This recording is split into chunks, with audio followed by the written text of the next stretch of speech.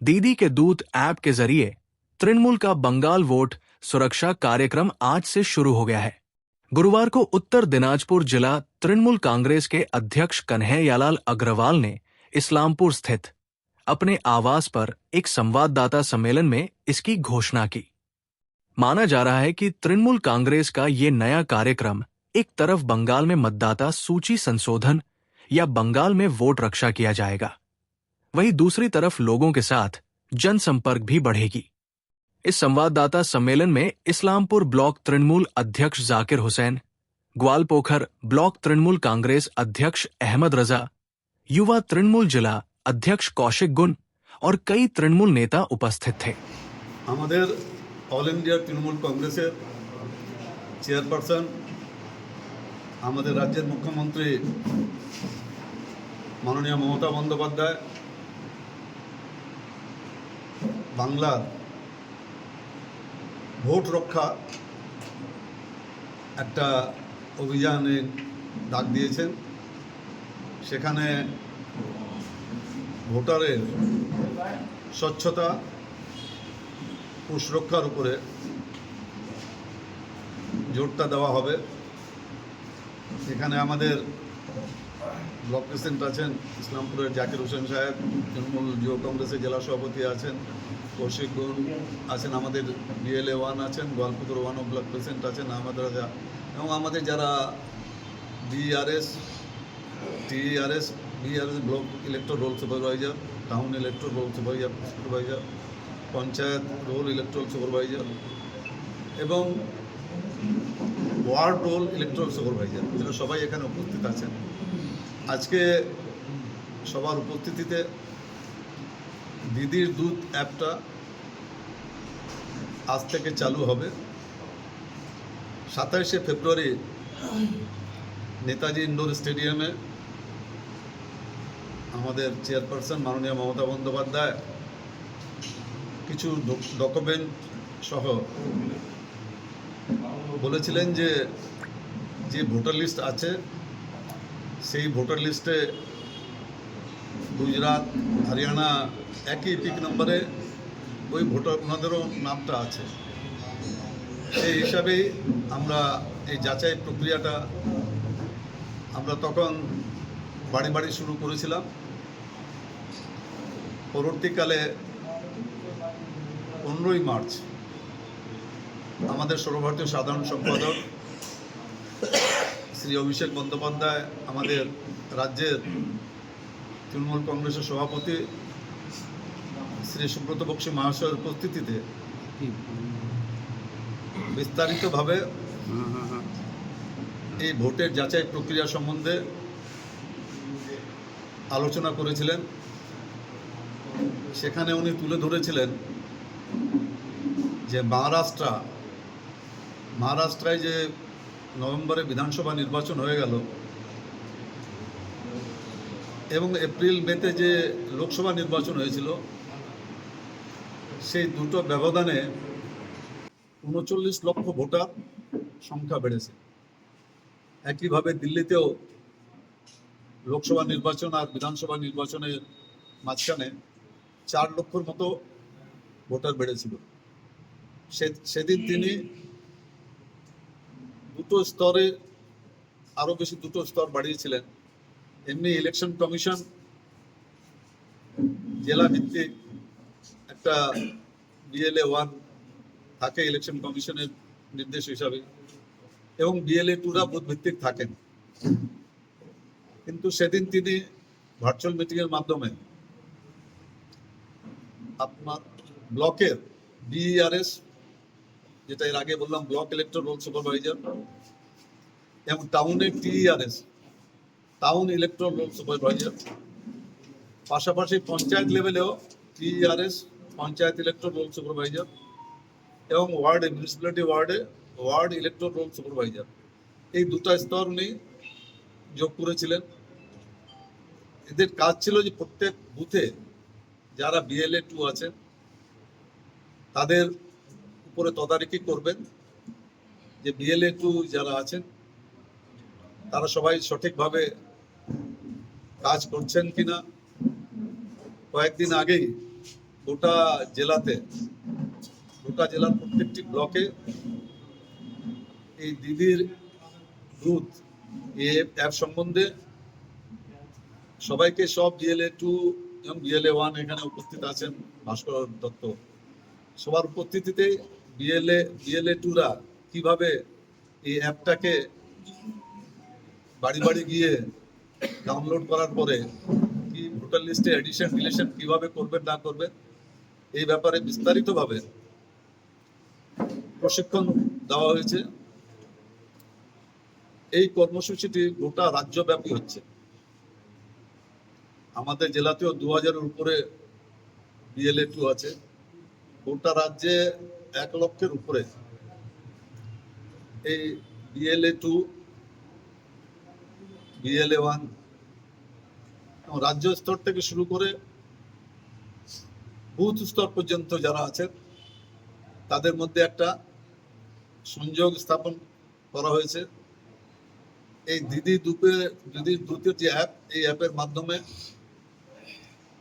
আজকের পর থেকেই যারা BLA 2 আছেন ওনারা বাড়ি বাড়ি গিয়ে ভুয়া সংযোজন যদি হয়ে থাকে বা যাদের বাদ দেওয়ার কথা নয় তারা যদি বাদ পড়ে গিয়ে থাকে, এটারা ওনারা বাড়ি বাড়ি গিয়ে যাচাই করবেন। তারপরে যখন এই সামারি রিভিশন হবে সেটা ওনারা ওখানে তুলে ধরবেন। এই প্রক্রিয়াটা শুধু শুরু করলেই না, এটা গোটা বছর চলবে। এখন পর্যন্ত যেটা আমাদেরকে নির্দেশ দেওয়া হয়েছে যে 2026 পর্যন্ত এই ভোট যাচাই প্রক্রিয়াটা চলবে। এটা একটা নিয়মই আছে যে যারা প্রকৃত ভোটার তারাই নির্বাচন করবে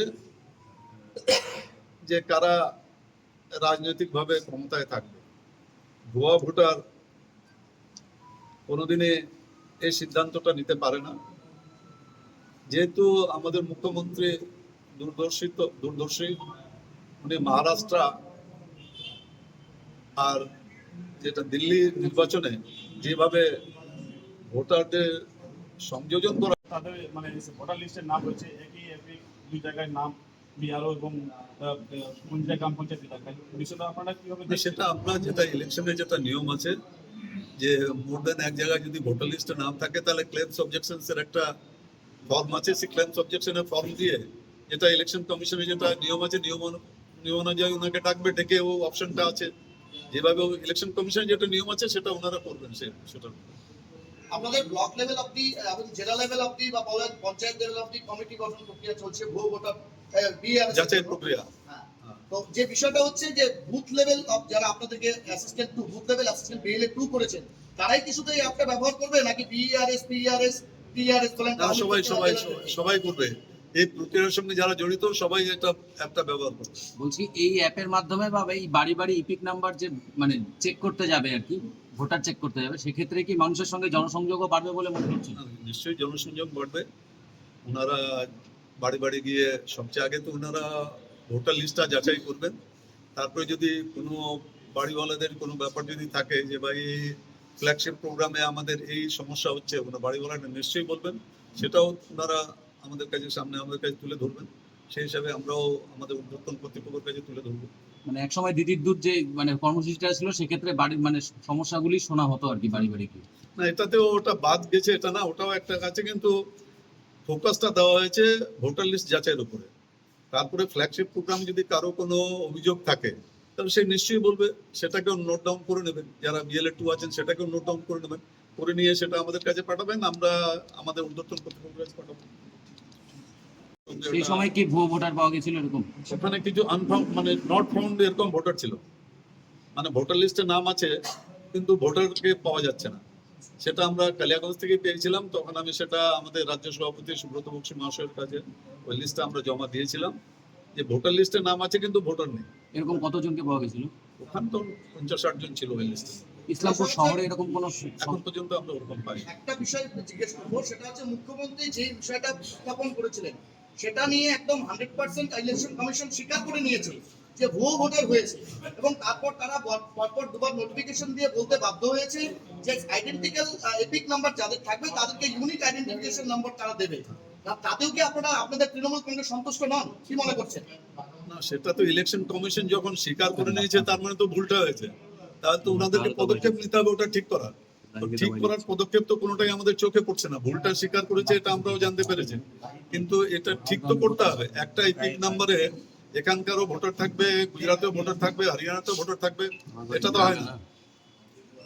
ইসলামপুর ব্লকের গুঞ্জরিয়া গ্রাম পঞ্চায়েত এলাকায় লিস্ট পাঠিয়েছেন, আপনারা বলেছেন কমিটি গঠন হয়েছে, ব্লক লেভেলে আপনারা কমিটি গঠন করে পাঠিয়েছেন দলের সভাপতির কাছে, এবং পঞ্চায়েত লেভেলের কমিটিগুলো সেগুলো আপনারা গঠন করছেন। তার মধ্যেই বিদ্যুৎ অ্যাপ সেটা নিয়ে ট্রেনিং করে আজকে থেকে আপনারা মাঠে নামাবেন। কি মনে করছেন কতটা কার্যকরী হবে আপনাদের এই ভুয়ো ভোটার ধরার প্রক্রিয়া? ভোটার লিস্ট নজরদারি কমিটি, যেটা বলতে পারেন BLA-2, বিশেষভাবে এই নজরদারিটা করবে। এবং এই BLA-2 এর উপরে PRS আছে, তার উপরে BRS আছে, তার উপরে DRS আছে। সর্বোপরি জেলা সভাপতি সমস্ত জেলার বিষয়টা তিনি নজরদারিতে রাখবেন, যে কারা কিভাবে কোন জায়গায় কতটা এগোচ্ছে সবসময় তিনি নজরদারি রাখবেন। সেই হিসাবে আজকে আনুষ্ঠানিকভাবে দিদির দূতের যে অ্যাপ, সেটা আজকে প্রেসের মাধ্যমে আপনাদের মাধ্যমে জেলা সভাপতি সবাইকে জানালেন যে যারা BLA-2 আছেন, যারা PRS আছেন, যারা BRS আছেন, সবাই আপনারা আজ থেকে এই দিদির দূত অ্যাপটা কার্যকরী শুরু করুন। আজ থেকে পুরোপুরিভাবে এটা অ্যাক্টিভ হবে এবং এই অ্যাপের মাধ্যমে পুরো ভোটার লিস্টটা, যেই বুথে যে BLA-2 আছে তিনি যদি তার বুথের ওই অ্যাপটাতে ক্লিক করেন তাহলে ভোটার লিস্টটাও আসবে। যে নামে অসঙ্গতি দেখা যাবে সেই বাড়িতে গিয়ে তিনি তার সঙ্গে সরাসরি ফিজিক্যালি কথা বলে দেখবে যদি কোথাও কোনো সমস্যা থাকে। অ্যাপের মাধ্যমে সব কিছু দেওয়া আছে, সংশোধনী, সংযোজন সব কিছু ওই অ্যাপের মাধ্যমেই হবে। তার পাশাপাশি হবে কি যে বুথের সমস্ত ভোটারদের সঙ্গে আমাদের BLA-2 ফিজিক্যালি কথাবার্তা দেখাশোনা হবে। তাতে আমাদের সাংগঠনিক যে অ্যাডভান্টেজ সেটাও আমরা ডেফিনেটলি পাবো। এর আগে দিদির দূত অ্যাপে দেখা গেছে আপনি বা জেলা সভাপতি বা MLA-রা বা সেক্ষেত্রে যুব বা মাদারের যারা নেতৃস্থানীয় তাদেরকে বিভিন্ন জায়গায় পাঠানো হয়েছিল এই অ্যাপ সহকারে, যে তাদের কোনো অভাব অভিযোগ আছে কিনা, সরকারি যে প্রকল্প আছে 64 বা তার বেশিটা, সেগুলো থেকে তারা বঞ্চিত কিনা সেগুলো নোট ডাউন হতো। এবার কি সেই প্রভিশনটা থাকছে বাংলার এই দিদির দূত অ্যাপে? সেই প্রভিশন তো সবসময় থাকছে। আমাদের নেত্রী মমতা ব্যানার্জি 365 দিনে প্রত্যেকটি নেতৃত্বকে বলেন আপনারা বাড়ি বাড়ি যান, মানুষের অভাব অভিযোগ, মানুষ কি চায়, কতটা মানুষকে আমরা দিয়েছি সে সম্বন্ধে মানুষ কতটা অবগত হয়েছে, যে আমরা সরকারের পক্ষ থেকে কি কি পাচ্ছি, আমরা যে প্রকল্পগুলো দিচ্ছি মানুষকে, মানুষ সে সম্বন্ধে অবগত আছেন কিনা সেটাও বলুন। পাশাপাশি তার কি চাহিদা আছে, আমাদের যে প্রকল্প সেগুলো পেয়ে সে কতটা সন্তুষ্ট সে ব্যাপারে আপনারা ইয়ে করে, সেটা তো আমাদের 365 দিন কাজ চলে। তো এই কাজের মাধ্যমে ডেফিনেটলি আমাদের সব আলোচনায় মানুষের সঙ্গে চলবে, মানুষের সঙ্গে সংযোগ চলবে, মানুষের সঙ্গে যে মানুষের যে কাজগুলো অগ্রাধিকার, হয়তো অনেক কাজ, তো ম্যাক্সিমাম কাজ আমরা করেছি, অনেক কাজ আছে যেগুলো হয়তো আমাদের নজরে আসেনি, মানুষের সঙ্গে যোগাযোগ করলে সেগুলোও নজরে আসবে, সেটাও আমরা দলকে অবগত করাবো। নির্দেশ দিয়েছিল আমাদের সাধারণ সম্পাদক শ্রী অভিষেক ব্যানার্জি সাহেব। আমরা মন্ত্রী সাহেব নিজে নিজে গিয়েছিলেন এলাকাগুলিতে, ঘুরলাম। আমরা সমস্ত আমাদের যারা অঞ্চল প্রেসিডেন্ট, ভাইস প্রেসিডেন্ট, প্রধান, উপপ্রধান তো আমাদের ছিল, সবাই করেছিল, কিন্তু আমরা ওখানে ভোটার পাইনি। এমন কোনো আছে যারা হচ্ছে প্রকৃত ভোটার কিন্তু তাদের ভোটার লিস্টে নাম নেই, এরকম বিষয়? এরকম আছে যারা মানে এলিজিবল আছে, 18 ধরনকে 20 বছর হয়ে গেছে, প্রায় ওখানে 4000 সামথিং এরকম ছিল যে ওখানে এলিজিবল ছিল, কিন্তু নাম ওরা ভোটার লিস্টে তুলে নেওয়া, আবেদনও করেনি ওরা। তাই না আমরা ওখান থেকে দেখতে পেলাম। তারা আবেদন করছে না কেন? 4000 এলিজিবল ভোটার কিন্তু তারা আবেদন করছে না। না, ওরা হয়তো কেউ মানে বাইরে আছে, বাইরে চলে গেছে, মানে ওদেরকে নিয়ে একটা আমরা বলেছি, আমাদের সমস্ত যারা আমাদের অঞ্চলের নেতৃত্ব আছে ওদেরকে বলা গেছে তো বাড়ি বাড়ি যেয়ে ওদেরকে মানে একটা অ্যাপ্লিকেশন করার জন্য আমরা অনেকগুলো করাই দিয়েছি অ্যাপ্লিকেশন। আর মানে যেটা আমাদের ডাটা যেটা পেয়েছিলাম আমরা 4000 সামথিং এরকম ছিল, দেখুন কোনো এরকম ভোটার ওখানে গল্প আমরা পাই। আপনারা কি এটা নিয়ে পদক্ষেপ করবেন দলীয়ভাবে, এই ভোটার যাতে ইনক্লুশন করে যায় ভোটার? হ্যাঁ, অবশ্যই। ওরা তো অ্যাপ্লিকেশন মানে 12 মাসে তো অ্যাপ্লিকেশন করা যায়। আমরা দলনেত্রীর নির্দেশ অনুযায়ী আমরা প্রত্যেকটা অঞ্চলের নেতৃত্ব নিয়ে আমাদের বিধায়ক সাহেব সহ বুথে বুথে ঘুরেছি, কিন্তু এখনো পর্যন্ত আমরা ভুয়ো ভোটার এখনো পাইনি। এখনো ভোটার পাওয়া যায় যদিও আমাদের এখানে বিহার সংলগ্ন এলাকা, কিন্তু আমরা এখনো পাইনি। এমন অনেক এলিজিবল ভোটার আছেন ভারতীয় নাগরিক, তারা কোনো না কোনো কারণে ভোটার তালিকা অন্তর্ভুক্ত হতে পারেনি, এমন সংখ্যা অনেক গোটা জেলাতে। এরকম আছে, অনেকে মানে ইচ্ছা করে একটু হয়তো ই করেনি, কিন্তু আমরা যখন বের হলাম করতে করতে তখন পাওয়া যাচ্ছে যে অনেকে এলিজিবল হয়ে গেছে কিন্তু অ্যাপ্লিকেশন করেন। ওদেরকে আমাদের বুথের ছেলেগুলো অ্যাপ্লিকেশন করা শুরু করে দিয়েছে, আর কাজও চলছে। অনেক ধন্যবাদ। না, আমরা আমাদের বুথ লেভেল এজেন্টরা যারা রয়েছে তারা বাড়িতে বাড়িতে যাচ্ছে। যে পিইআরএস আছে বা আমাদের যে ডব্লিউইআরএস আছে তাদের নেতৃত্বে বাড়িতে বাড়িতে আছে। আমাদের টোটালটা ওয়াচে আছে। আপনারা দেখবেন এই টোটাল প্রক্রিয়ায় উত্তর দিনাজপুর জেলা জুড়ে সবচেয়ে বেশি যুব কর্মীরাই কিন্তু নিযুক্ত রয়েছে। আজকে আমাদের ব্লকের যুব প্রেসিডেন্ট নুরুল আজম মহাশয়, তিনি ব্লকের কিন্তু বিইআরএস। টাউনের ক্ষেত্রেও টোটালটা যেটা ব্যাপারে রয়েছে সমস্ত যুবরাও করছে। শুধু ইসলামপুর না, বিভিন্ন ব্লক জুড়ে চোপড়া, আপনার হচ্ছে গোয়ালপুকুর, ছাকুলিয়া, করণদিঘি, আপনার হচ্ছে রায়গঞ্জ, ইটাহার, কালিয়াগঞ্জ, হেমতাবাদ এবং সমস্ত বিধানসভা জুড়ে যুবদেরকেই বিআরএস বা টিআরএস করা হয়েছে। যুবদের তত্ত্বাবধানে, মাদারের সহযোগিতায় একদম গ্রাউন্ড লেভেলে আমরা এইটাকে মানে একদম দেওয়ার চেষ্টা করছি, যাতে একটাও ভুয়া ভোটার না থাকে। আমাদের নেত্রী মমতা বন্দ্যোপাধ্যায়, নেতা অভিষেক বন্দ্যোপাধ্যায় নেতৃত্বে যেভাবে কর্মসূচি দিচ্ছেন, আমাদের 94টার উপর প্রকল্প রয়েছে, আপনারা জানেন। সেই 94টার উপর প্রকল্প দিদির অ্যাপসে তো থাকবেই। আর একটা দিদির অ্যাপসে, এই যে দিদির দুধ অ্যাপসে আর একটা জিনিস, এটা মানে খুব ভালো বিষয় যে সেখানে যে আপনি চিহ্নিত করতে পারবেন আপনার ভোটার তালিকার লিস্টটা সেখানে অলরেডি আপলোড থাকছেই। আপলোড থাকার পরে সেখানে গিয়ে মনে করেন যে আপনার এখানে কোনো বুথ লেভেল এজেন্ট গিয়ে মনে করছে যে উনি এখানটায় ভোটারের নাম লিখিয়েছেন, অমুক ওয়ার্ডের নাম লিখিয়েছেন, কিন্তু তিনি এই ওয়ার্ডের বাসিন্দাই না, বা এই শহরের বাসিন্দা না, বা এই বিধানসভার বাসিন্দা না। তিনি সেইখানে গিয়ে একটা ব্লু টিক দিয়ে ওনাকে, বা রেড টিক দিয়ে ওনাকে হচ্ছে অবজেকশন করতে পারেন। সেটা আবার বিএলওর কাছে যাবে, ব্লক লেভেল অফিসারের মানে বুথ লেভেল অফিসারের কাছে যাবে। সেটা যাবে, তারপরে আমরা 8 নম্বর ফর্ম দিয়ে সেটাকে রিজেক্ট করাবো। এটা একটা দিদির দুধ অ্যাপসে যারা চালনা করবেন, আজকে আমরা ট্রেনিং নিয়েছি, আজকে চালনা হচ্ছে। আগামী দিনে আরও যারা বুথ লেভেল এজেন্ট আছে তারা জানতে পারবেন এই অ্যাপসে অনেক সুবিধা রয়েছে। পাশাপাশি চিহ্নিত করা যাবে ভুয়া ভোটার বা অন্য রাজ্যের ভোটার বা অন্য জায়গার ভোটারকে চিহ্নিত করা। কোনো কেউ যদি এপিক নাম্বার কৌশিকবাবু শেয়ার করতে না চায়, তাদের তো বাধ্য করতে পারবেন না, তখন কি করবেন? এপিক নম্বর আমাদের দরকার নাই তো, পুরা ভোটার লিস্টটা আমাদের সেই জায়গায় রয়েছে, আমাদের দরকার নেই। আপনারা তখন দেখবেন যে পুরা এপিক নম্বরটা, মনে করেন আপনার নাম বা আমার নাম কৌশিক গুণ, আমার এপিক নম্বর কি দিদির দুধ অ্যাপসে সেভই আছে, আমার এপিক নম্বর দরকার নেই, সেখানে সব সেভ আছে। আমার ওখানকার লোকাল বুথ লেভেল এজেন্ট যারা রয়েছে, ও 500 বা 1000 ভোটের মধ্যে বা 1200 ভোটের মধ্যে সে জানতে পারবে এই 1200 জনের মধ্যে কে আমার পাড়ার বাসিন্দা না, সে বাইরে থেকে এসে বা উত্তরপ্রদেশ বা হরিয়ানা থেকে এসে নাম উঠিয়েছে। তার ক্ষেত্রে আমাদের সুবিধা হয় দিদির দুধ অ্যাপসটা, সেই জন্যই কিন্তু আজকে আনুষ্ঠানিকভাবে উদ্বোধন করা হচ্ছে। দল DLA-1 এর যেটা DERS যাকে আমরা বলছি, ডিস্ট্রিক্ট ইলেকট্রাল সুপারভাইজার, তার কাজ করবার দায়িত্ব দিয়েছে। আমাদের যে দলীয় কর্মসূচি, বাংলার ভোট রক্ষা কর্মসূচি, সেটা অফিসিয়ালি আজ থেকে চালু হচ্ছে। কালকে আমাদের অ্যাপ সমস্ত BLA-2 এরা ডাউনলোড করে নিয়েছেন এবং তারা অলরেডি কাজও শুরু করে দিয়েছেন। আমরা অ্যাপের মাধ্যমে দেখতে পাচ্ছি বিভিন্ন BLA-2 বেশ তাদের কাজের অগ্রগতি অনেকটাই হয়েছে। তারা বাড়ি বাড়ি পৌঁছে গিয়ে তাদের যে ডিলিশন বা আমাদের এডিশন যে প্রক্রিয়া, ভোটার লিস্টের মধ্যে বিভিন্ন ভোটার যারা ফিরে আছে তাদেরকে খুঁজে বের করে সঠিক সিদ্ধান্ত নেওয়ার জন্য তারা দলকে অ্যাপের মাধ্যমে সাহায্য করছে। যে বিষয়টা বলবো, এই যে দিদির দুধ অ্যাপ, তাতে আগে কতগুলো বিষয় ছিল ইনক্লুডেড, যেমন ধরে নেন মানুষের সার্বিক সমস্যা এবং সেই সঙ্গে সরকারি প্রকল্পগুলো, সামাজিক প্রকল্পগুলো তারা পাচ্ছে কিনা, সেগুলো কি এবার ইনক্লুডেড থাকছে? হ্যাঁ, সেগুলো থাকছে।